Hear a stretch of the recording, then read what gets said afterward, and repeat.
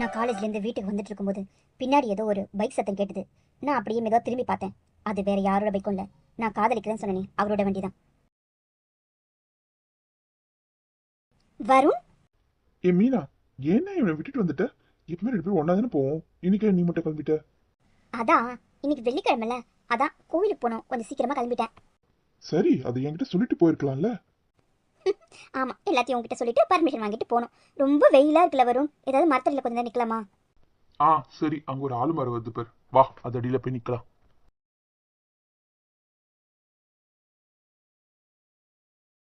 வா வருண், கொஞ்ச நேரம் அந்த நிழல நின்றுட்டு போலாம். அப்பா, வெயில் மண்டையை பொளக்குது. வா. டேய், எனக்கு ரொம்ப தாகமா இருக்குடா. வாடா போய் பக்கத்துல ஆத்துல தண்ணி குடிச்சிட்டு வரலாம். ஏண்டி, அதுக்கே நீ என்ன கூப்பிடுற? நீ போய் குடிச்சிட்டு வா. டேய், எனக்கு தனியா தண்ணியில இறங்க பயமா இருக்குடா, வாடா. சரி வா போலாம். ஏ மீனா, வண்டி? இங்கேயே இருக்கட்டும் வருண், கொஞ்ச நேரம் தானே, யார் எடுக்க போறா? யாருமே இல்லைங்க. ம் சரி வா.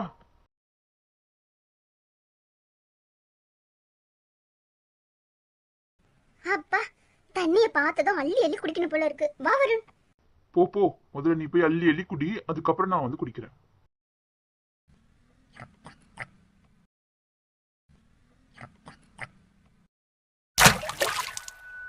ம் ஐயோ, வருண், குழந்தையா நீ?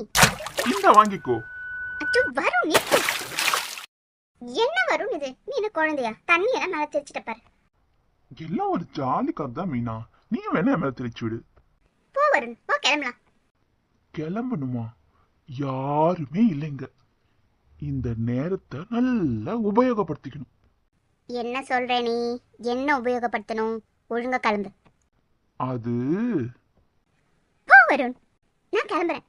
ஏ மீனா நில்லு. நேரம் ஆயிட்டு, நான் கிளம்புறேன்.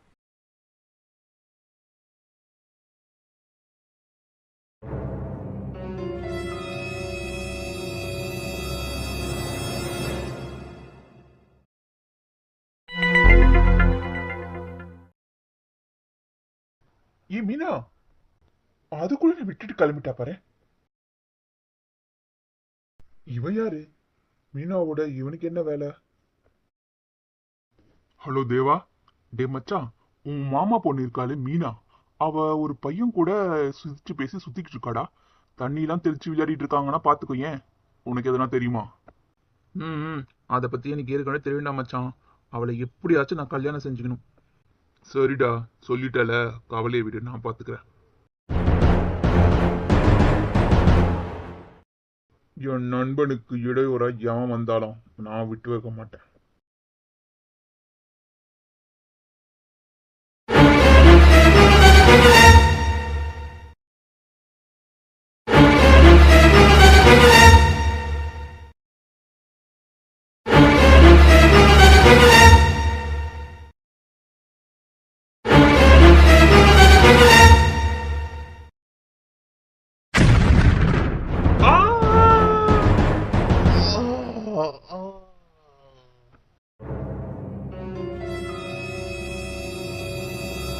என் ஃப்ரெண்டு தேவாவோட ஆசைக்கா குறுக்க வந்த, இப்ப பாரு, அதால இந்த உலகத்தை விட்டே நீ போயிட்ட.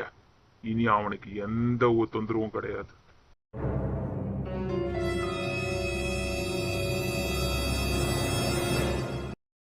இந்த விஷயத்த தேவா கிட்ட சொல்லுவோம், ரொம்ப சந்தோஷப்படுவோம். டே மச்சான், ஒரு சந்தோஷமான விஷயம். மீனா பின்னாடி சுத்திட்டு இருந்த அந்த பையன், அவனை இப்ப தண்டா லாரி விட்டு தூக்கி அடிச்சேன். ஆளு காலி. சந்தோஷமா உனக்கு? உனக்கு இருந்த ஒரே தடையும் நீங்கிடுச்சு. என்னடா சொல்ற மச்சான், உண்மையாவா சொல்ற? ஐயோ, ரொம்ப நல்ல வேலை செஞ்சடா. எனக்கு இருந்த ஒரே பிரச்சனையும் தீர்ந்து போச்சு. ஆனா இதோட விடக்கூடாதுடா மச்சான். ஊருக்குள்ள மீனாவும் அந்த பையனும் ஒன்னா இருந்தாங்கன்னு சொல்லி ஊர்ல பொருளைய கலப்பணும். ஊர் ஜனங்கள்லாம் அதை நம்பணும். அதை நம்பி அவளுக்கு கெட்ட பேர் வரணும். அவளுக்கு வேற எவனும் பொண்ணு கிட்ட வரக்கூடாது. இது என் மாமா காது வரைக்கும் எட்டணும்டா. அப்பதான் என்னோட திட்டம் முழு வெற்றி அடையும்.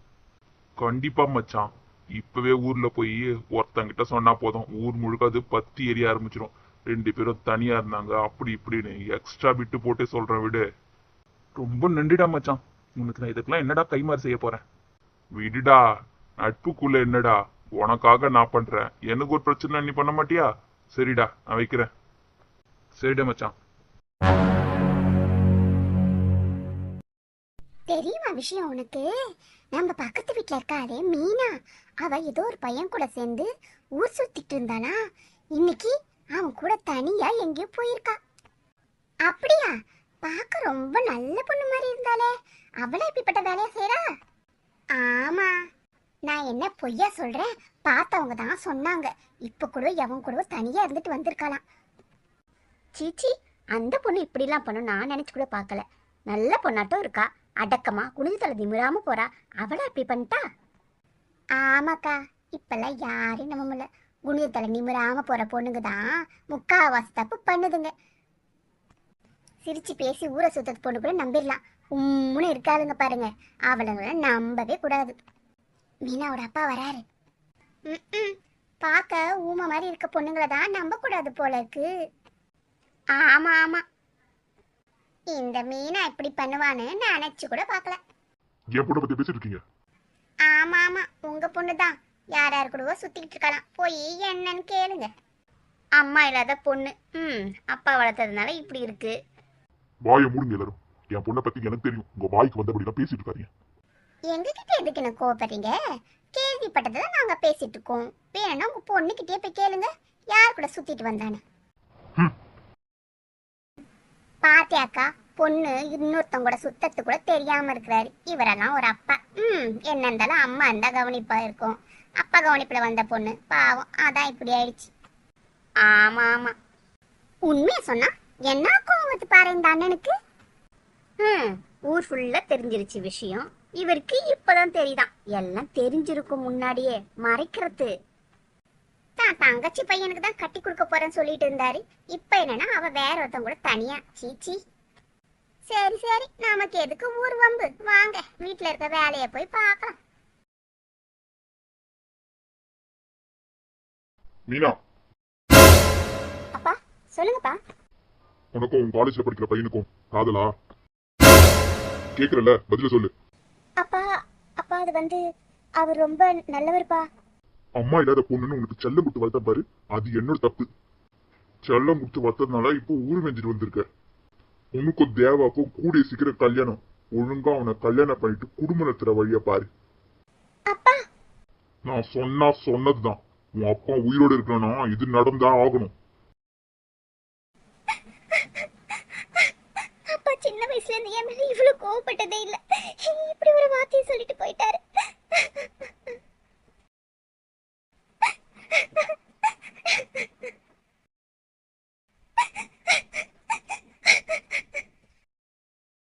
அண்ணே வாங்கண்ணே. என் பொண்ணுக்கு உடனடியா கல்யாணம் பண்ணி வைக்க நினைக்கிறேம்மா. இந்த மாதத்திலேயே கல்யாணத்தை பண்ணி முடிச்சிடணும். என்ன சொல்ற? அண்ணே அது வந்து மீனாவை பத்தி ஊருக்குள்ள அரசல் புரசலா கேள்விப்பட்டேன். அவ கூட படிக்கிற பையன் கூட சேர்ந்து அவ ஊர் சுத்திட்டு இருக்காளாமே. அந்த பையனுக்கும் அவளுக்கும் ஏதோ தப்பான தொடர்பு இருக்கத்தா ஊருக்குள்ள பேசிட்டு இருக்காங்க. தினமும் என் காது படவே ஒரு விஷயம் வருதுன்னா பாத்துக்கங்களேன்.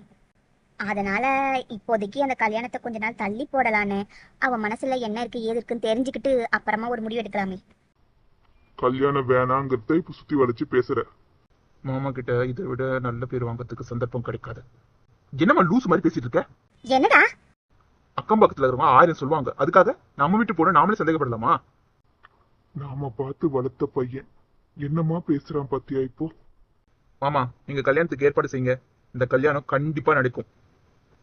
மீனாக்கும் எனக்கும் கல்யாணம் நடந்துச்சுன்னா இதோட சொத்து மொத்தமும் எனக்கு தான்.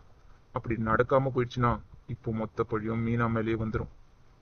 அப்படி ஒருவேளை மீனா ஓடி போயிட்டானா மாமாவே மொத்த சொத்தையும் என் பேர்ல எழுதி வச்சிருவாரு. என்னடா பேசுற? யோசிச்சுதான் பேசுறியா? நான் நல்லா யோசிச்சுதமா பேசுறேன். நம்ம வீட்டு பொண்ணு நம்மளே தப்பா பேசினா என்ன அர்த்தம் சொல்லு?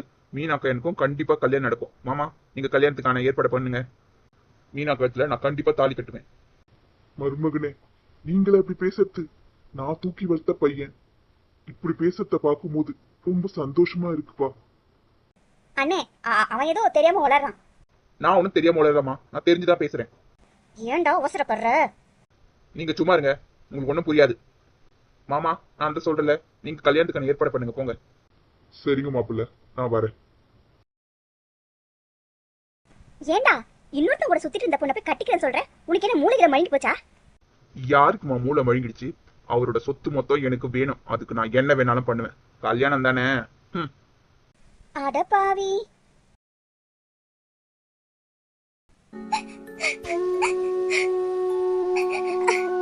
வரும் போன் எடு வரும். This number not reachable. ஐயோ வருண் போன் எடு. ஏன் not reachable னே வருது. என்னாச்சு வருணுக்கு? ஏன் போன் எடுக்க மாட்டேங்கிறான்?